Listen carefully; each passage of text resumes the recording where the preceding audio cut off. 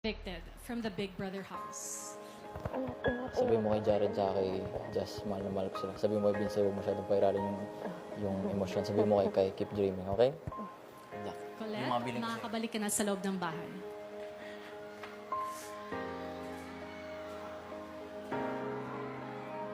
Dylan, sa panahon ng pamamalagi mo sa aking bahay, nawa ay nakapulot ka ng mga aral na magagamit mo para mas mapabuti ang iyong sarili sa iyong muling pakikipagsapalaran sa labas ng aking bahay.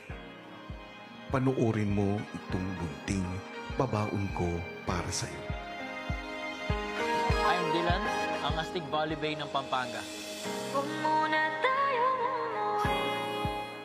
Sa pagpasok mo sa aking bahay, panibagong laro ng buhay ang iyong